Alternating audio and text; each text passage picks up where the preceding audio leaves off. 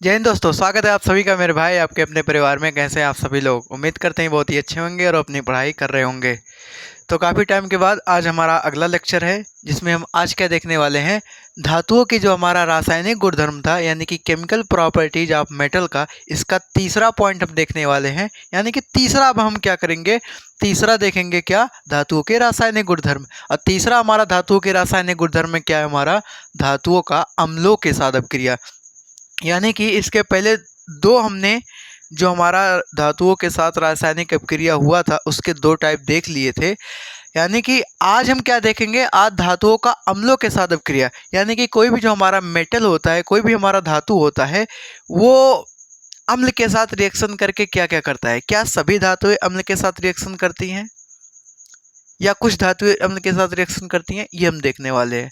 ठीक है, तो सबसे पहले यहाँ पर आप देखिए कि जो भी हमारी धातुएं होती हैं, धातुएं क्या करती हैं, जो भी हमारी धातुएं हैं, अम्ल के साथ क्रिया करके धातु का, जो भी हमारी धातु रहेगा उस धातु का क्या बनाते हैं, लवण बनाते हैं। और हाइड्रोजन गैस क्या करते हैं, रिलीज करते हैं, यानी कि हाइड्रोजन गैस मुक्त करते हैं। जैसे मानो हमारा कोई धातु है, पहले हम धातु लेते हैं, अम्ल बाद में। ये हमारा कोई धातु है, इस धातु का हम रिएक्शन करवा रहे हैं किसके साथ, अम्ल के साथ, एसिड के साथ। तो जैसे ही हमारा ये धातु अम्ल के साथ रिएक्शन करेगा, वो क्या करेगा, धातु का लवण बनाएगा। यानी कि धातु का लवण, यानी कि धातु लवण बनाएगा, मेटल का साल्ट बनाएगा। और साथ में हमारा हाइड्रोजन गैस क्या करेगा, हाइड्रोजन गैस मुक्त करेगा। यानी कि भैया अगर हम किसी भी धातु को, अगर हम अम्ल के साथ रिएक्शन करवा रहे हैं, तो धातु का लवण बनाएगा प्लस हाइड्रोजन गैस क्या करेगा, मुक्त करेगा। ठीक है भैया, ये सामान्यता होता है। ऐसा नहीं है कि जितनी भी हमारी धातुएं हैं सबके साथ करेगा, ये सामान्य मेथड है। यानी कि यहाँ पर जो भी हमारे धातुएं हैं, ये कैसी है, सामान्य। ये जनरली ऐसा होता है कि जो हमारे सामान्य धातुएं होती हैं, अम्ल के साथ क्रिया करके धातु का लवण बनाते हैं और हाइड्रोजन गैस रिलीज करते हैं। कौन कौन से होते हैं, आइए एग्जाम्पल देखते हैं। जैसे मानो हमारा कोई धातु है, धातु में अगर हम पहला धातु ले लें, मैग्नीशियम है। जैसे हमारा पहला धातु है मैग्नीशियम, क्या है, मैग्नीशियम। इस मैग्नीशियम का अगर अम्ल के साथ मानो हाइड्रोक्लोरिक अम्ल के साथ रिएक्शन करवा रहे हैं, तो होगा क्या, ये मैग्नीशियम क्लोरीन के साथ जाएगा, बनाएगा MgCl2, मैग्नीशियम क्लोराइड बनाएगा। और साथ में क्या करेगा, हाइड्रोजन गैस रिलीज करेगा, मुक्त करेगा। तीर का निशान ऊपर होने का मतलब क्या है कि ये हाइड्रोजन गैस को क्या कर रहा है, रिलीज कर रहा है, हाइड्रोजन गैस को मुक्त कर रहा है। इसके अलावा बहुत सारे हैं। अगर मानो हम यहाँ पर पोटेशियम धातु ले लें और इसका रिएक्शन करवा रहे हैं हाइड्रोक्लोरिक अम्ल के साथ, तो क्या होगा, ये सब आपके बुक में दिया हुआ है। ठीक है, तो यहाँ पर भी क्या बनाएगा, ये KCl बनाएगा और हमारा हाइड्रोजन गैस क्या होगा, साथ में मुक्त होगा। तो ये दो एग्जाम्पल आप लोग देख लो कि सामान्यतः जो भी हमारी धातुएं होती हैं, अम्ल के साथ क्रिया करके धातु का लवण बनाते हैं और हाइड्रोजन गैस रिलीज करते हैं, मुक्त करते हैं। यानी कि यहाँ पर ये जो बने हैं, मैं दूसरा मार्कर लेता हूँ, 1 मिनट। यहाँ पर अगर आप देखो तो ये जो हमारा है, ये हमारा क्या है, ये दोनों हमारे क्या हैं, ये दोनों हमारे धातु हैं। और ये दोनों हमारे क्या हैं, हाइड्रोक्लोरिक अम्ल यानी कि एसिड है।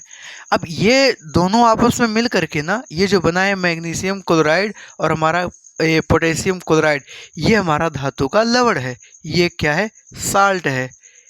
किसका साल्ट है, जो धातु लिए थे उसी धातु का। देखिए यहाँ पे ये हमने पोटेशियम धातु लिया था, तो यहाँ पर पोटेशियम आया। यहाँ पर हमने मैग्नीशियम धातु लिया था, तो यहाँ पर मैग्नीशियम आया। यानी उसी धातु का क्या करता है, ये लवण बनाता है, साल्ट बनाता है। और साइड में हमारा यहाँ पर देखिए हाइड्रोजन गैस क्या किया, रिलीज किया, हाइड्रोजन गैस मुक्त किया। तो सामान्य कंडीशन में हमारा यही होता है कि जो भी हमारे धातु होते हैं, अम्ल के साथ क्रिया करके धातु का लवण और हाइड्रोजन गैस मुक्त करते हैं। ठीक है, कोई दिक्कत की बात नहीं है। अगर और एग्जाम्पल आप लोग लेना चाहो तो और एग्जाम्पल लिख सकते हो। जैसे मानो कैल्शियम ले लें, तो कैल्शियम हमारा क्या करेगा, मानो यहाँ पर सल्फ्यूरिक अम्ल के साथ रिएक्शन करवा रहे हैं। ठीक है, कैल्शियम हमारा धातु है, इसका हम रिएक्शन करवा रहे हैं किसके साथ, सल्फ्यूरिक अम्ल के साथ, सल्फ्यूरिक एसिड के साथ। तो होगा क्या, ये कैल्शियम SO4 के साथ जाएगा, यानी कि बनाएगा कैल्शियम सल्फेट है, CaSO4। और प्लस का ये 4 है हमारा बनाने का तरीका थोड़ा अलग है, ऐसा लिखो। ठीक है, और हमारा ये जो हमारा हाइड्रोजन है, ये निकल करके क्या हो जाएगा, बाहर हो जाएगा, रिलीज हो जाएगा, मुक्त हो जाएगा। तो आपने देखा यहाँ पर कैसे कि जो हमारा एक धातु है अम्ल के साथ रिएक्शन किया, जो भी हमारे धातु है अम्ल के साथ रिएक्शन किया, उसके बाद धातु का लवण बनाया और क्या क्या हाइड्रोजन गैस रिलीज किया। ठीक है, लेकिन क्या एक शर्त है यहाँ पर एक कंडीशन ये है कि जो भी हमारी धातुएं आएंगी क्या सब ऐसे एसिड के साथ, किसी भी एसिड के साथ रिएक्शन कर सकते हैं? एक हमारा एसिड होता है नाइट्रिक एसिड यानी कि HNO3 नाइट्रिक अम्ल, उसके साथ सभी धातुएं क्या करते हैं, क्रिया करेंगे, साल्ट बनाएंगे, लेकिन ये हाइड्रोजन गैस रिलीज नहीं करते हैं। अब ये हाइड्रोजन गैस रिलीज करने का मतलब क्या है, आखिर क्यों नहीं करते, क्या रीजन होता है कि जो ये हाइड्रोजन गैस रिलीज होता है ना, उस हाइड्रोजन गैस को सोख लेता है। वो एक प्रकार का आक्सीकारक होता है। आक्सीकारक वो होते हैं जो इलेक्ट्रॉन को ग्रहण करते हैं, इलेक्ट्रॉन को खींचते हैं।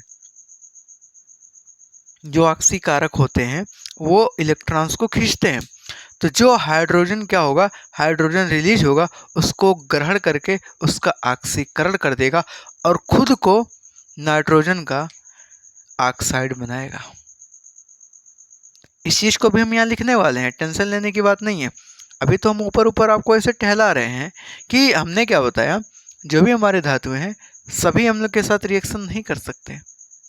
कुछ ऐसे अम्ल हैं जिनके साथ अगर रिएक्शन किया तो ये जो हमारे यहाँ पर हाइड्रोजन गैस रिलीज हो रहे हैं, ये जो हाइड्रोजन गैस रिलीज हो रहे हैं, ये रिलीज नहीं हो पाएंगे, क्योंकि जो हाइड्रोजन गैस रिलीज होगा उस हाइड्रोजन गैस का वो करेगा आक्सीकारक वो खुद आक्सीकारक होता है और उस हाइड्रोजन का आक्सीकरण कर देगा। और जब आक्सीकरण कर देगा तो आक्सीकरण करके उसको जल बना देगा, और जल बनाने के बाद क्या होगा, खुद नाइट्रोजन का ऑक्साइड बन करके निकल जाएगा। पहले आप लोग इस रिएक्शन को अच्छे से देख लो, उसके बाद नोट करो, उसके बाद हम बताते हैं उसके बारे में। ओके, तो यहाँ पर आपको ये बातें क्लियर हो गई, ये दोनों तीनों एग्जाम्पल आपको समझ में आ गया। अब यहाँ पर देखिए हमारा एक एसिड आता है HNO3, क्या आता है HNO3, इसको बोलते हैं नाइट्रिक अम्ल। क्या बोलते हैं, नाइट्रिक अम्ल।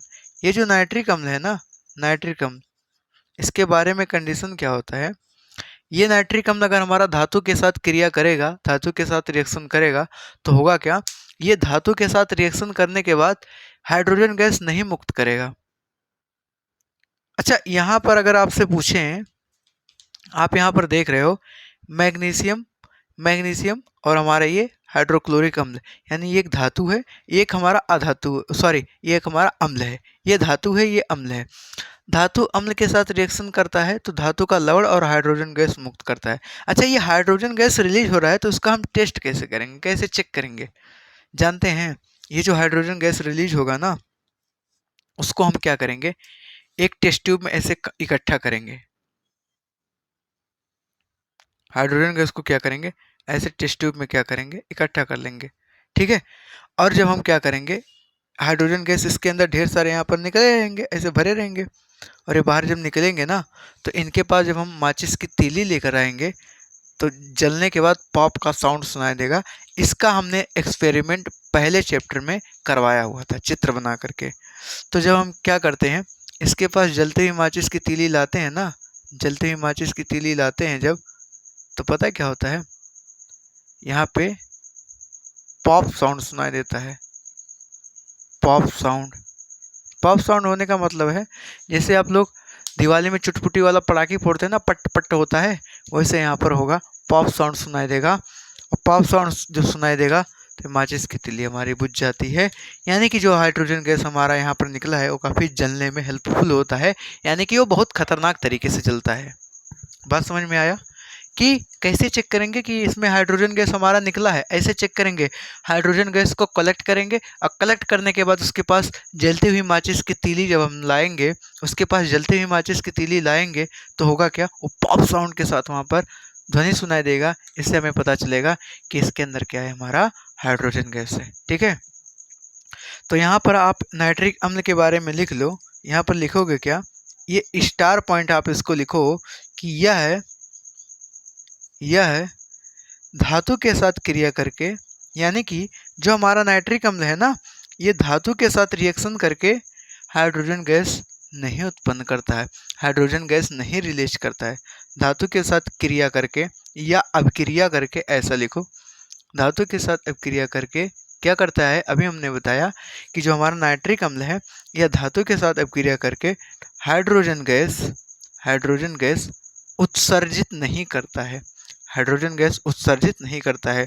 अब क्यों नहीं करता है इसके बारे में तो हमने आपको अभी बताया है, उत्सर्जित नहीं करता।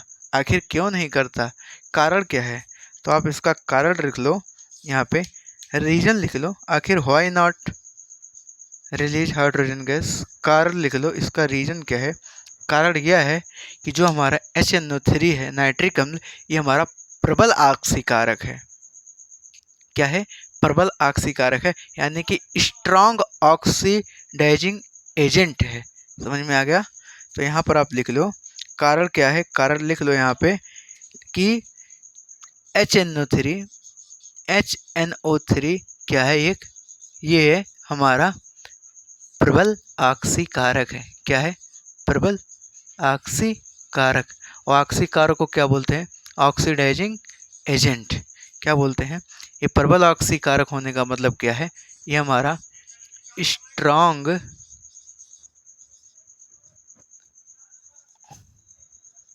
Oxidising agent.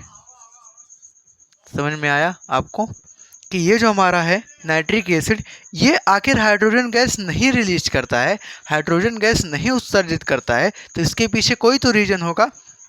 रीजन यही है कि ये क्या करता है, जो हमारा HNO3 है ये प्रबल ऑक्सीकारक है, और प्रबल ऑक्सीकारक होने का मतलब क्या है, जो भी हाइड्रोजन गैस उत्पन्न होगा उसको ये क्या करेगा, उसका ऑक्सीकरण कर देगा, उसको खुद खींच लेगा।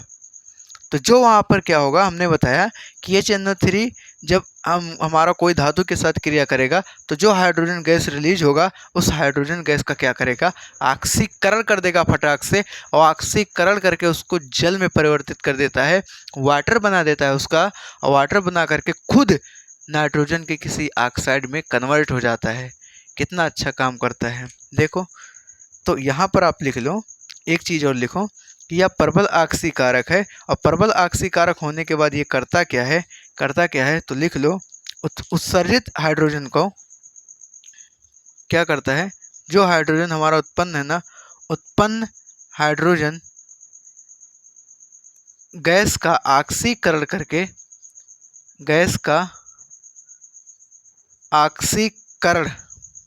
उत्पन्न गैस का ऑक्सीकरण करके क्या करता है, जल में परिवर्तित कर देता है, यानी कि उसका पानी बना देता है। और जल में जब परिवर्तित कर देगा, जल में परिवर्तित कर देता है, ठीक है, परिवर्तित कर देता है। तो जल में जब परिवर्तित कर देगा तो खुद क्या बचेगा, कर देता है, और खुद कर देता है, तथा खुद नाइट्रोजन के किसी ऑक्साइड के रूप में चेंज हो जाता है। खुद क्या करेगा, नाइट्रोजन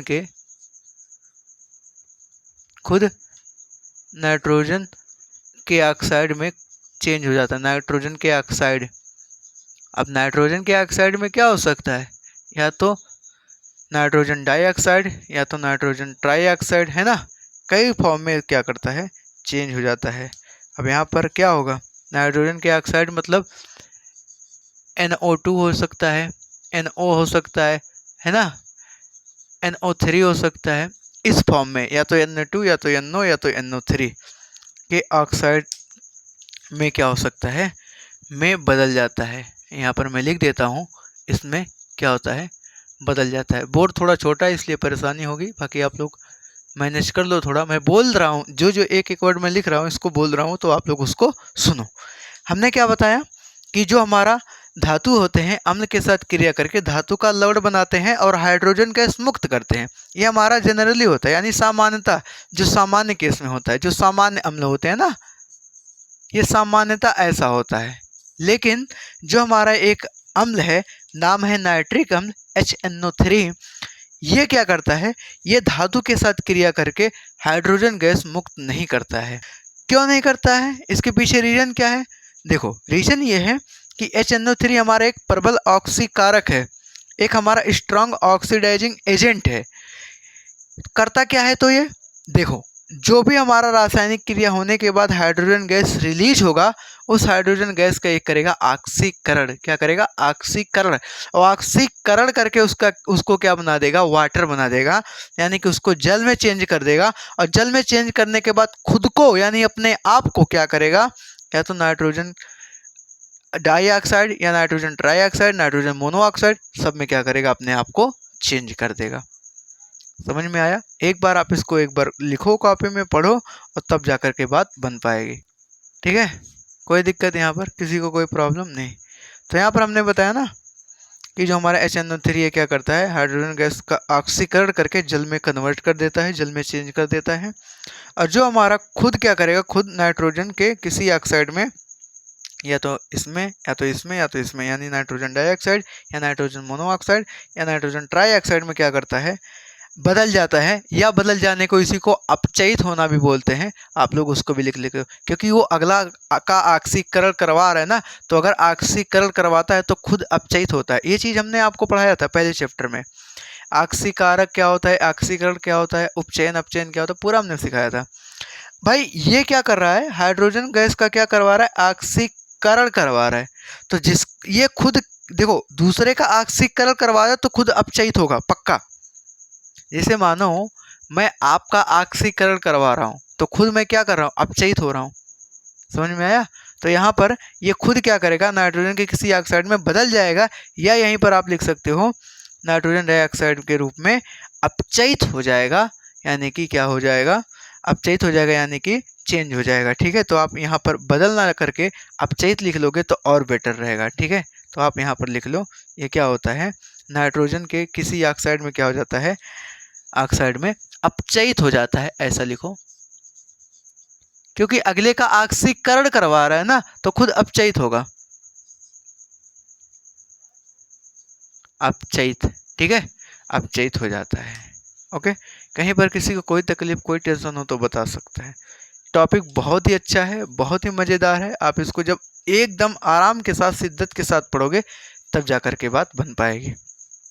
बोर्ड हमारा थोड़ा छोटा है, इसलिए जल्दी भर जाता है, बाकी कंटेंट में कोई कमी नहीं है। ठीक है, कोशिश कर रहे हैं हम इससे बड़ा वाला बोर्ड लगाने के लिए, बाकी जैसे ही अपना बजट बनेगा उसके बाद हम लगा देंगे। ठीक है, तो आप लोग इसको नोट कर लो। इसके बाद हम इसको रफ करते हैं, रफ करने के बाद थोड़ा एक्स्ट्रा पॉइंट और ऐड करते हैं। ठीक है, तो यहाँ पर हम इसके बाद देखते हैं कुछ हमारे ऐसे धातु हैं। जैसे हमारा एक धातु है मैग्नीशियम, क्या होता है? मैग्नीशियम। और हमारा एक धातु है मैग्नीज, Mn।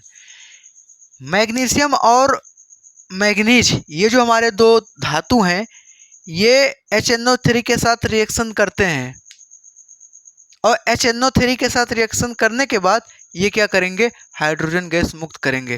भाई अजब कहानी है सर। अभी आपने बोला कि जो भी हमारी धातुएं होती हैं HNO3 के साथ रिएक्शन करके हाइड्रोजन गैस नहीं रिलीज करती हैं, लेकिन ये दोनों कैसे हैं?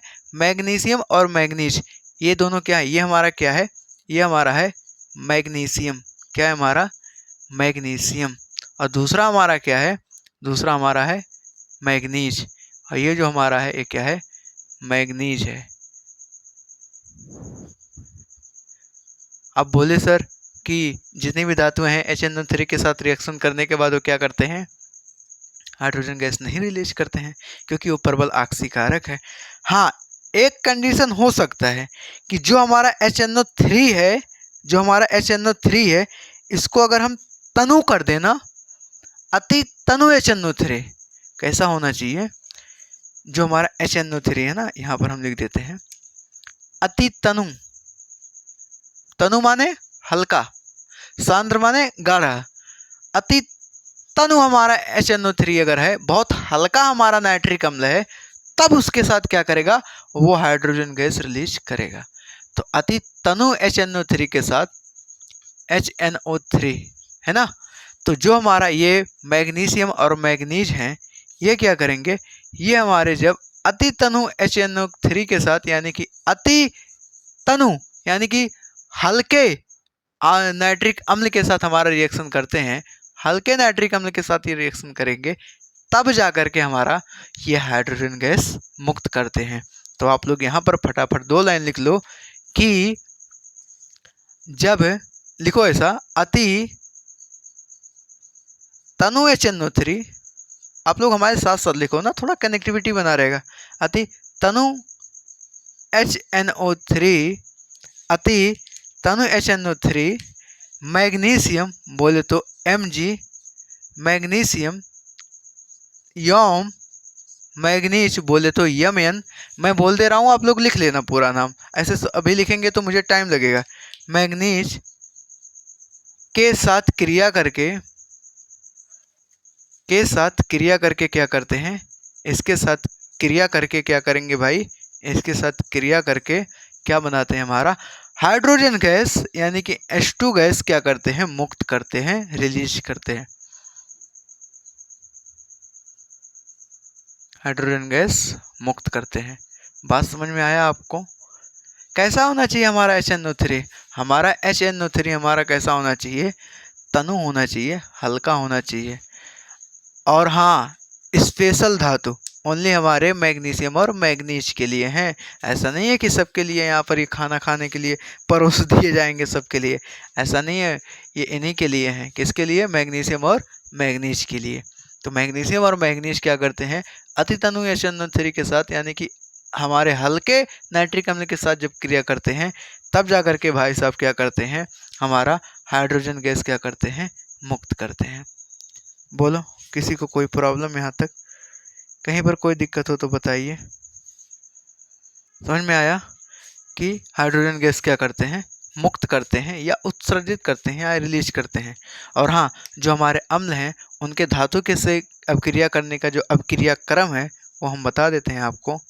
क्या है? वही रिएक्टिविटी सीरीज जो हमारा है ना, उसी के इनके जो अभिक्रिया का क्रम है,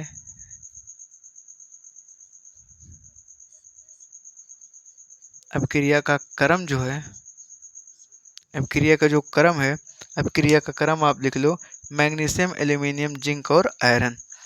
अभिक्रिया का क्रम जो है मैग्नीशियम, एल्यूमिनियम, जिंक और हमारा आयरन, ये सब क्या है, ये क्या है, बढ़ते क्रम में है। यानी कि अगर सबसे पहले रिएक्शन करेगा मैग्नीशियम, फिर एल्यूमिनियम, फिर जिंक, फिर लास्ट में हमारा आयरन। यानी कि इसको का मतलब है, अगर इस साइड से इस साइड जाओ तो घटते क्रम है, इधर से इस साइड आओ तो बढ़ते क्रम। सबसे फास्ट रिएक्शन मैग्नीशियम करेगा, उससे कम थोड़ा एल्यूमिनियम, उससे और कम जिंक और उससे और कम आयरन। यानी कि सबसे ज़्यादा रिएक्शन कौन करेगा फास्ट? हमारा मैग्नीशियम। ये इनके अभिक्रिया का क्या है, क्रम है। किसके अभिक्रिया का क्रम? अम्लों के साथ धातु का। ये धातु का ऐसा रिएक्शन है। ठीक है, आप इस रिएक्टिविटी सीरीज में देखो, हमारा मैग्नीशियम कहाँ है, यहाँ है, एल्यूमिनियम यहाँ है, जिंक यहाँ है, आयरन यहाँ है। यानी कि ऊपर से नीचे की तरफ आएंगे, ऊपर से नीचे की तरफ आएंगे तो हमारा जो अम्लों के साथ ये रिएक्शन करेंगे वो कम करते जाएंगे। यानी कि जो टॉप पर हैं वो अम्लों के साथ रिएक्शन बहुत तेज़ी से करेंगे, जो उससे नीचे हैं थोड़ा कम करेंगे, नीचे वाले और थोड़ा कम करेंगे। यानी जैसे जैसे नीचे आएंगे, जैसे जैसे नीचे आएंगे क्या होगा, वो धातु हमारे अम्लों के साथ रिएक्शन कम से कम करते जाएंगे। जो टॉप पे हैं वो फटाक से करेंगे। ठीक है, बात समझ में आया आपको? तो ये चीज़ आप कॉपी में लिख सकते हो। और एक वर्ड यहाँ पर आया हमारा एक्वारेजिया। एक्वारेजिया का नाम सुना है क्या आप लोगों ने? एक्वारेजिया, आई होप कि आप लोग सुने होंगे। नहीं सुने होंगे तो हम सुना देते हैं। आप सुनार के यहाँ जाओ ना तो सुनार देखो, जब भी हम गहने वगैरह देते हैं तो पुराना रहता है, तो बाद में वो देखो पता नहीं क्या केमिकल्स वगैरह लगा करके उसको साफ करके एकदम अच्छा, एकदम चमकीला बना करके दे देता है। तो वो जिस लिक्विड के से वो क्लीन वगैरह करता है ना, उसको गलाने का काम करता है, वो हमारा लिक्विड क्या होता है? एक्वारेजिया होता है। एक्वारेजिया जो हमारा बनता है वो बनता है दो प्रबल हमारे स्ट्रॉन्ग एसिड से मिला करके। समझ में आया? एक्वारेजिया जो होता है ना, ये हमारा किसका किसका मिक्सचर होता है?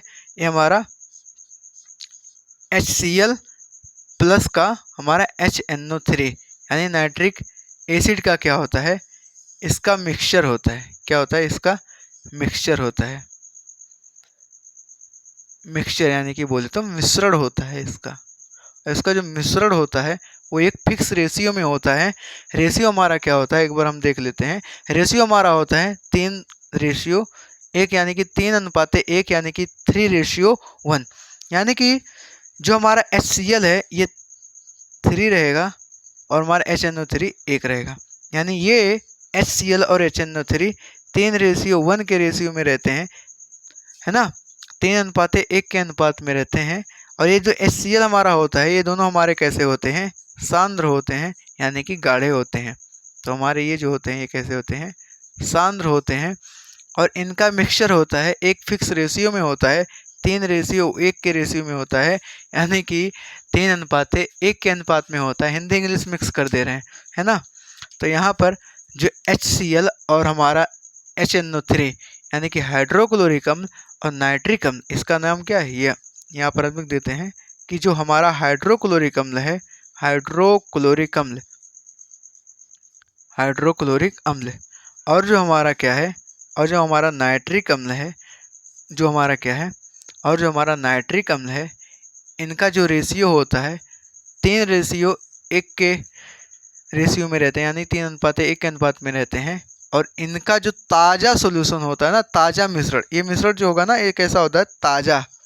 इनका ताज़ा मिश्रण जो होता है ना, इसको मिला करके हम क्या बनाते हैं, एक्वारेजिया, यानी कि बोले तो एक्वारेजिया हमारा होता है ना। तो आप लोग एक्वारेजिया के बारे में जाने। एक्वारेजिया हमारा होता क्या है, ये हमारा क्या होता है, हाइड्रोक्लोरिक अम्ल और नाइट्रिक अम्ल का ताज़ा हमारा विलयन होता है, 3:1 के अनुपात में मिलते हैं। 3:1 के अनुपात में दोनों को जब मिलाया जाता है दोनों सांद्र होते हैं। ऐसा नहीं है कि हल्का लेंगे, यहाँ पर सांद्र लेंगे, गाढ़ा लेंगे। और ये दोनों क्या होते हैं, इन दोनों को जब मिलाते हैं तब जा कर के हमारा एक्वारेजिया मिलता है। एक एक्वारेजिया जो होता है हमारा गोल्ड और टिन को क्या करता है, गलाने का काम करता है। यानी कि जब जो भी हमारा सोना वगैरह होता है ना, उस एक्वारेजिया लिक्विड में डालते हैं तो हमारा गल जाता है, उसको गलाने का काम करता है। ठीक है, तो यहाँ पर आप लिख लो यहाँ पे, यह गोल्ड को, गोल्ड यानी कि सोना, या गोल्ड को, गोल्ड जानते हैं ना, सोना, या गोल्ड को गलाने में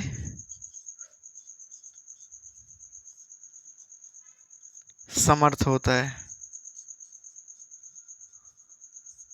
यानी कि गोल्ड को ये क्या करता है, गला सकता है। समझ में आया आपको। ऐसा नहीं है कि इन दोनों में से कोई एक अकेला कर लेगा। जब तक दोनों इस रेशियो में नहीं मिलेंगे तब तक ये काम नहीं हो पाएगा, तब तक इसको नहीं गला पाएंगे। ऐसा नहीं है कि HNO3 सोचे कि मैं अपना मन का राजा हूँ, मैं अकेले गलाऊंगा। ये हमारा हाइड्रोक्लोरिक अम्ल सोचे कि मैं अपने मन का राजा हूँ, मैं अपना गला लूँगा। तो ऐसा नहीं है। जब तक दोनों भाई दोनों तबाही मिल करके नहीं मचाएंगे तब तक काम नहीं हो पाएगा। यानी कि जब तक दोनों भाई नहीं मिलेंगे तब तक तबाही नहीं होगा, तब तक हमारा गोल्ड जो है वो नहीं गल पाएगा।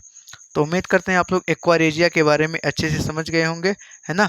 और एक्वारेजिया के बारे में हमने बताया कि यह गोल्ड को गलाने का काम करता है ना। और एक हमारा ये प्रबल संचारक भी होता है। एक पॉइंट और लिख लो कि जो एक्वारेजिया है ना, ये हमारा क्या है, प्रबल संचारक होता है। प्रबल क्या होता है, संचारक होता है। और ये क्या होता है, एक भभकता द्रव की तरह होता है। ये प्रबल संचारक होता है। जो भी हमारा ये एक्वारेजिया है एक ऐसा होता है, प्रबल संचारक होता है। और संचारक होने के साथ साथ ये क्या होता है, भभकता। ये सब NCERT पॉइंट्स हम लिए हैं। भभकता द्रव के जैसा होता है, यानी कि खौलता हुआ लिक्विड के फॉर्म में रहता है, भभकेगा, इतना खतरनाक होता है एक्वारेजिया। समझ में आया आपको। तो ये चीज़ आप लोग अच्छे से कॉपी में नोट कर लेना और अच्छे से सीख लेना, समझ लेना। और कहीं पर अगर आपको कोई डाउट ऐसा लग रहा है तो आप बिना किसी झिझक के कमेंट में लिख सकते हैं, उसको हम क्लियर कर देंगे। ठीक है, तो ये था हमारा धातुओं का अम्लों के साथ अपक्रिया। हमने पहले क्या बताया कि जितनी भी धातुएं हैं अम्लों के साथ क्रिया करके धातु का लवण बनाती हैं और हमारा हाइड्रोजन गैस मुक्त करती हैं। लेकिन हमारा एक ऐसा एसिड आया था, नाम था HNO3, जिसको नाइट्रिक अम्ल बोले थे। वो धातु के साथ रिएक्शन करने के बाद क्या करता है, हाइड्रोजन गैस मुक्त नहीं करता है। इसके पीछे का रीजन क्या होता है कि वो जो हमारा HNO3 यानी कि नाइट्रिक अम्ल है वो प्रबल ऑक्सीकारक होता है। और प्रबल ऑक्सीकारक होने का मतलब जानते हैं कि जो भी हाइड्रोजन हमारा रिलीज होगा उसका वो ऑक्सीकरण करवा देता है। और ऑक्सीकरण करवाने के बाद खुद क्या करेगा, या तो नाइट्रोजन के किसी ऑक्साइड में nitrogen dioxide, nitrogen monoxide, nitrogen trioxide के रूप में क्या करेगा, वो अपने आप को अपचयित कर देता है। इसी वजह से HNO3 के साथ जो भी हमारी धातुएं हैं वो रिएक्शन करके हाइड्रोजन गैस नहीं देते हैं। लेकिन दो हमारे धातु थे, दो हमारे धातु, एक हमारे मैग्नीशियम थे और एक हमारे मैग्नीज थे। ये अगर हल्के हमारे HNO3 यानी कि तनु, तनु माने हल्का, तनु HNO3 के साथ रिएक्शन कर रहे हैं, तब जाकर के हमारा हाइड्रोजन गैस मुक्त करेंगे, उत्सर्जित करेंगे, रिलीज करेंगे। समझ में आया आपको? कौन? मैग्नीशियम और मैग्नीज किसके साथ? तनु HNO3, गाढ़ा नहीं, हल्का, सांद्र नहीं, तनु, तनु HNO3 के साथ क्या करते हैं, तनु HNO3 के साथ रिएक्शन करके क्या करेंगे, वो हमारा हाइड्रोजन गैस रिलीज करेंगे। ठीक है। इसके बाद हमने देखा हमारा एक्वारेजिया क्या होता है। एक्वारेजिया के बारे में हमने आपको बताया कि एक्वारेजिया जो हमारा होता है वो दो स्ट्रॉन्ग एसिड को मिला करके बनता है। स्ट्रॉन्ग एसिड में हमारा एक हाइड्रोक्लोरिक अम्ल होता है और एक हमारा नाइट्रिक अम्ल होता है। हाइड्रोक्लोरिक अम्ल और नाइट्रिक अम्ल को 3 और 1 के अनुपात में जब मिलाते हैं, हाइड्रोक्लोरिक अम्ल और नाइट्रिक अम्ल को 3 और 1 के अनुपात में जब मिलाते हैं, तब हमारा क्या होता है, उसका एक ताज़ा मिश्रण प्राप्त होता है, एक फ्रेश मिक्सचर प्राप्त होता है, और वो जो हमारा मिलता है उसको क्या बोलते हैं, एक्वारेजिया। एक्वारेजिया की खास बात क्या होती है कि वो हमारे गोल्ड को गलाने में हेल्प करता है, यानी कि वो उसको क्या करते हैं, गला सकता है। ठीक है, गलाने में हेल्प करता है। और दूसरा पॉइंट, ये जो हमारा एक्वारेजिया होता है, ये भवकता हमारा द्रव होता है, ऐसे भवकता हुआ द्रव लगेगा कि वो गलाने का काम करता है। और दूसरा पॉइंट हमने क्या बताया कि ये हमारा प्रबल क्या होता है, संचारक होता है। समझ में आया आपको? यहाँ हमने लिखा है पूरा एक एक पॉइंट टू पॉइंट, आप इसको ऐसे कॉपी में लिखना, इसके बाद तब देखना पूरा का पूरा मार्क मिलेगा। आप यहाँ पर साइंस को ना फील करो, समझो कि हाँ ऐसा होता है, रटने वाला काम नहीं है। चाहता तो मैं हेडिंग बाय हेडिंग या दो एग्जाम्पल लेकर के ख़त्म कर सकता था, लेकिन अपने को ये भी पढ़ना है ना। अब आपके NCERT बुक से मैंने एक एक पॉइंट ढूंढ करके निकाले हैं। ठीक है, तो ये यहाँ पर आपका पूरा बात बन जाएगा। ठीक है, तो ये हमारा धातुओं का अम्लों के साथ अपक्रिया कंप्लीट होता है। इसके बाद हम देखते हैं अगला पॉइंट। ठीक है, तो इसके बाद हमारा अगला है, चौथा नंबर है। चौथा नंबर हमारा धातुओं का रासायनिक गुणधर्म है। इसमें हम क्या देखते हैं चौथे नंबर में कि, तो इसके बाद हमारा चौथा नंबर है धातुओं का अन्य धातु लवणों के साथ अपक्रिया। अभी तक 3 पॉइंट हम देख लिए। इसके बाद चौथा हमारा है कि जो भी हमारा धातु है वो अन्य धातु लवणों के साथ अपक्रिया करके क्या क्या बनाता है। ठीक है, तो देखिए होता क्या है कि इस क्रिया में जो भी धातु रहेगा वो एक धातु का ऑलरेडी लवण बना रहेगा, वो धातु उस धातु के लवण के साथ रिएक्शन करेगा। अब फाइट बहुत ज़बरदस्त होगा इसमें। होगा क्या, देखिए, जैसे मानो ये धातु का लवण है, ये दो चीज़ें हैं, ये आपस में बॉन्डिंग किए हुए हैं, ये धातु का लवण पहले से बने हुए हैं। हम एक धातु और साइड से इसके साथ रिएक्शन करवाते हैं। ये धातु का लवण है, ये हमारा धातु है, इसके साथ रिएक्शन करवाएंगे तो इस धातु लवण के साथ ये जो धातु बना है ना, ये ब्लू वाला, ये जो धातु है ये इसके कंपैरिजन में कमज़ोर है। मतलब ये ऑलरेडी दोनों अपना शादीशुदा हैं, लेकिन हुआ क्या, कंडीशन ये है कि इसका जो ये पति है ये इसके कंपैरिजन में कमज़ोर है, तो ये मोहतरमा क्या करेंगी, इसको छोड़ करके इसके साथ चले जाएंगे। समझ में आया? कहानी कुल ऐसा ही है कि इनका जोड़ी पहले से भगवान ने बनाया था, शादीशुदा थे। अचानक से इस थर्ड पार्टी की एंट्री होती है, तो जब इस थर्ड पार्टी की एंट्री होती है तो इस मोहतरमा को लगता है कि मेरे पति से ज़्यादा तो अमीर ये है, ये ज़्यादा रिएक्टिविटी है, भाई ये ज़्यादा धनी है, तो ये ज़्यादा धनी क्या करेंगे, इस भाई साहब को तलाक दे देंगी और इसके साथ जाकर बॉन्डिंग कर लेंगे। यही पूरा कहानी होने वाला है। तो यहाँ पर होगा क्या कि इस क्रिया में अधिक क्रियाशील धातु कम क्रियाशील धातु को उसके यौगिक के विलयन से क्या कर देता है, विस्थापित कर देता है। और यही हमारा होता है विस्थापन अभिक्रिया, डिस्प्लेसमेंट रिएक्शन, कि जो हमारा मोर रिएक्टिव एलिमेंट होगा, जो हमारा मोर रिएक्टिव मेटल होगा, वो अपने से कम रिएक्टिव वाले एलिमेंट को, कम रिएक्टिव वाले मेटल को क्या करेगा, डिस्प्लेस कर देगा उसके विलयन से, उसके सॉल्ट से। ठीक है, देखते हैं। जैसे मानो हमारा एक धातु ए है, ए हमारा कोई धातु है और बी धातु का कोई हमारा लवण है। ए हमारा कोई धातु है, बी धातु का कोई लवण है, तो ये ए क्या करेगा, इस बी को यहाँ से हटा देगा और बी के जगह खुद ए बैठेगा तो बनाएगा ए धातु का लवण, और बी बेचारा जा करके फिर से अपना धातु अलग हो जाएगा। एक रिएक्शन से समझते हैं तभी आपको समझ में आएगा, नहीं तो ये समझ में आने वाला नहीं है। तो रिएक्शन हमारा है, ये हमारा है आयरन सल्फेट और हमारा जिंक का। जैसे मानो हमने कोई धातु लिया जिंक और रिएक्शन करवा रहे हैं किसके साथ, आयरन सल्फेट के साथ, FeSO4। अब होगा क्या, इन दोनों में होगा लड़ाई भैया। लड़ाई क्या होगा, देखो आप इस सक्रियता श्रेणी वाली जो रिएक्टिविटी सीरीज है आप इसमें ध्यान से देखो। इसमें देखोगे क्या, हमारा जिंक कहाँ है और आयरन कहाँ है, आप देखो ध्यान से। हमारा आयरन यहाँ है, आयरन यहाँ है हमारा, और जिंक हमारा क्या है, यहाँ पे जिंक ऊपर है, आयरन यहाँ नीचे है। आप बताओ, इस रिएक्टिविटी सीरीज में हमने आपको पहले पढ़ाया है कि रिएक्टिविटी सीरीज में जो सबसे टॉप पर है वो अमीर है और जो सबसे नीचे है वो गरीब है। आप इन दोनों में बताओ, इन दोनों में ये ऊपर है तो ये हमारा ज़्यादा क्रियाशील है और नीचे वाला हमारा कम क्रियाशील है। मतलब ऊपर वाला नीचे वाले को भगा सकता है लेकिन नीचे वाला ऊपर वालों को भगा नहीं सकता। तो ये जिंक आयरन को हटा सकता है क्योंकि इससे ज़्यादा ताकतवर ये है हमारा जिंक। आप यहाँ देखो, ये जो जिंक है इस आयरन को देखेगा तो बोलेगा भैया तुमसे ज़्यादा तो धनी हम हैं। तो होगा क्या, इनके बीच में, बेचारे के बीच में क्या हो जाएगा, ब्रेकअप हो जाएगा और ये आयरन दूर चला जाएगा। आयरन जा कर के यहाँ गिरेगा, बोलेगा कोई दिक्कत नहीं है, अगर धोखा देना ही था तो पहले बता करके दे दिए होते, बीच रास्ते में ऐसे नहीं करना चाहिए था। लेकिन क्या ही बताएं, आजकल के ज़माने में लड़कियों का यही हाल है। सारे लड़के बेचारे क्या बताएं, उनके बारे में बहुत गलत होता है। पहले तो मीठी मीठी बातें चलेंगी, उसके बाद उनको लगेगा कि यही तो हमारी दुनिया है। उसके बाद में पता क्या चलता है कि आई एम सॉरी, आप जैसा समझ रहे थे वैसा हम नहीं हैं। भाई यही हाल होता है, पहले प्यार में फंसाया जाता है लड़कों को, उसके बाद बोल दिया जाता है आई एम सॉरी। क्यों? क्योंकि जब तक उनको पता चल जाएगा ना कि आप अभी ऐसा नहीं है, आपसे बेहतर कोई मिल जाएगा तो तुरंत आपको छोड़ देंगे। इसीलिए बच के रहो भैया, सबसे अच्छा है, ठीक है। अरे भाई उनकी ज़िंदगी है ना, उनको अपने हिसाब से, हम लड़कों को ऐसे परखते हैं यार। अच्छे अच्छों को देखा है हमने, हम लड़कों को ऐसे जब को उनको लगेगा ना कि हाँ ठीक है, जब तक इनके साथ चल रहे हैं ठीक है, लेकिन जैसे लगेगा कि इनसे कोई बेहतर तो अगला है।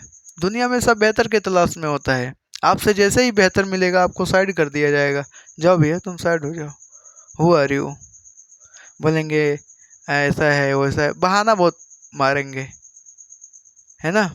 इसीलिए इन सब चीज़ों से दूर ही रहो तो बहुत बेहतर है। तो यहाँ पर हम देखो, आयरन क्या करेगा, आयरन दूर चला जाएगा बेचारा, और ये जिंक क्या करेगा, SO4 के साथ बॉन्डिंग करेगा और बनाएगा ZnSO4। समझ में आया कि नहीं आया? यहाँ पर एक प्रकार का डिस्प्लेस हुआ, यानी कि जिंक क्या किया, आयरन को, जिंक हमारा आयरन को डिस्प्लेस किया और SO4 के साथ जा कर के रिएक्शन किया और हमारा बनाया जिंक सल्फेट और आयरन। ये जो हमारा बना है ये हमारा क्या है, ये हमारा है जिंक सल्फेट है। क्या है? जिंक सल्फेट है। और ये हमारा क्या है, आयरन है। क्या है? आयरन है। ठीक है, तो ये पहले हमारा जिंक था, ये हमारा आयरन सल्फेट था, दोनों में रिएक्शन करवाएं। जिंक हमारा अधिक क्रियाशील है, जब मोर रिएक्टिव एलिमेंट है, और हमारा आयरन जो हमारा ये क्या है, ये कम क्रियाशील है। और ये कम क्रियाशील है तो क्या हुआ, ये इसको यहाँ से हटा दिया, और हटाने के बाद क्या हुआ, ये यहाँ पर पूरा कहानी इसके अनुसार हुआ है, आप लोग देख सकते हैं। एक और एग्जाम्पल अगर हम आपको दें तो क्या आप बना पाएंगे? मान लीजिए यहाँ पर आयरन सल्फेट है। क्या है? Iron sulphate. एक काम करते हैं, पहले हम मेटल ले लेते हैं। मानो हमारा कॉपर है, ठीक है, और यहाँ पर हम दे रहे हैं आपको आयरन सल्फेट FeSO4, और आपसे बोल रहे हैं कि बबुआ एक काम करो, तुम इसको बना करके बताओ। तो आप बोलोगे सर क्या करते हैं, आयरन को हटा देते हैं और CuSO4 के साथ यहाँ बॉन्डिंग कर देते हैं। लेकिन हम कहेंगे अरे थमो भैया, थोड़ा रुको, रहा नहीं जाता ना, इधर देखो पहले। आप इस रिएक्टिविटी सीरीज में यहाँ पर दो बंदे अपने को मिले ना, एक हमारा कॉपर है, एक हमारा आयरन है। देखते हैं कौन बड़ा है। अगर बड़ा होगा तो इसको यहाँ से हटा देगा कॉपर। कॉपर को देखो आप रिएक्टिविटी सीरीज में, कॉपर हमारा कहाँ है? कॉपर हमारा भैया यहाँ पर है। हमारा आयरन कहाँ है? आयरन तो ऊपर है भैया। आयरन ऑलरेडी पावरफुल आदमी है, यानी कि शादीशुदा हुआ है इसका, तो ये काफ़ी खतरनाक आदमी है। अब ये कॉपर जैसा भिखारी इसके साथ जाएगा तो क्या भाभी जी का मन फिसलेगा? आप बताओ। ये जो आयरन के साथ पहले से भाभी जी जुड़ी हैं, क्या इनका मन फिसलेगा इस भिखारी को देख करके? गए तो भिखारी है बट अब यहाँ पर मन फिसल गया तो मतलब इनसे अमीर ही था, भैया जी से अमीर ही था, तभी तो यहाँ पर भाभी का मन फिसला। यहाँ ऐसा नहीं होगा, ये भिखारी है। क्यों? क्योंकि इनसे अमीर तो हमारे भैया जी ही हैं। यानी कि आयरन हमारा अधिक क्रियाशील है कॉपर से। आयरन हमारा अधिक क्रियाशील है कॉपर से, यानी ये कॉपर की इतनी औकात नहीं है कि आयरन को यहाँ से डिस्प्लेस कर सके। तो यहाँ पर इसके रिएक्शन में कोई भी ऐसा रिएक्शन पॉसिबल नहीं है। तो एग्ज़ाम में ऐसा गुमराह करने के लिए आपको दिया जाएगा, लेकिन आपको बेवकूफ़ नहीं बनना है। बहुत ही सोच समझ करके आगे बढ़ना है। ये रिएक्टिविटी सीरीज आपको याद करना पड़ेगा। जब तक इस सक्रियता श्रेणी यानी रिएक्टिविटी सीरीज को याद नहीं करेंगे, तब तक आप ऐसे गेम नहीं खेल पाएंगे। क्योंकि गेम खेलने के लिए ये अपना ट्रिक, ये अपना जो रिएक्टिविटी सीरीज है, ये जानना ज़रूरी है। बिना इसके आप कुछ नहीं कर पाओगे। ठीक है? तो जब ये याद रहेगा तभी तो पता चलेगा कौन ज़्यादा क्रियाशील है, कौन कम क्रियाशील है, तभी आप उसको कर पाओगे। ठीक है?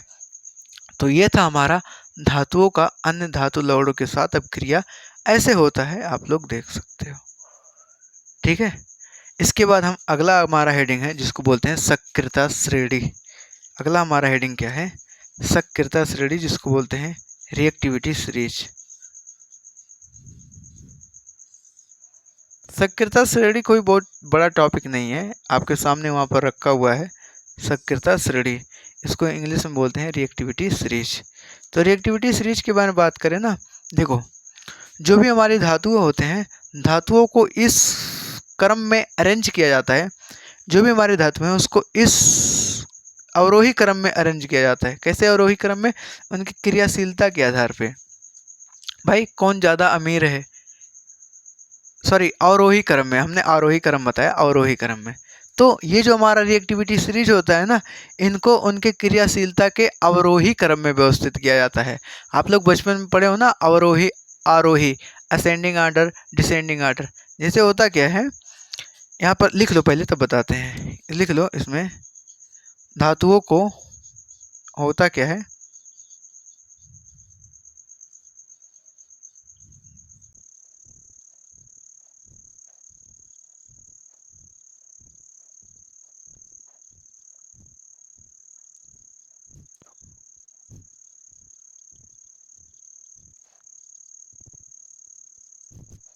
कि धातुओं को उनके क्रियाशीलता के आधार पर अवरोही क्रम में व्यवस्थित करने पर जो हमको श्रेणी प्राप्त होती है उसको क्या बोलते हैं? सक्रियता श्रेणी। यानी कि जो भी हमारी धातुएं रहेंगे उनको क्रियाशील के बेस पे, क्रियाशीलता के बेस पे, रिएक्टिविटी के बेस पे उसको हम अवरोही क्रम में रखेंगे। किसके क्रम में? अवरोही क्रम में। यानी कि सबसे ज़्यादा जो क्रियाशील है वो पहले आएगा, उसके उससे कम क्रियाशील, फिर उससे कम क्रियाशील, उससे कम क्रियाशील, उससे कम क्रियाशील, ऐसे से आएगा। तो उस क्रम को क्या बोलते हैं? उस क्रम में हम उसको व्यवस्थित करते हैं, उस सीरीज में रखते हैं। तो उस सीरीज को क्या बोलते हैं? सक्रियता सीरीज, सक्रियता श्रेणी, यानी कि रिएक्टिविटी सीरीज। बोलो बात समझ में आया कि नहीं? अगर हम आपको बताएं तो यहाँ पर आप इसका नेमिंग भी लिख सकते हो। क्या क्या है हमारा? यहाँ देखो, सबसे ज़्यादा क्रियाशील हमारा पोटेशियम है, इससे कम ये हमारा सोडियम है, इससे कम हमारा ये कैल्शियम है, इससे कम ये, इससे कम ये, इससे कम ये, ऐसे ऐसे करके इसको ऐसे रखे हैं। अगर इस चीज़ को आप नीचे दिखाना चाहो ना, नीचे कैसे लिखोगे?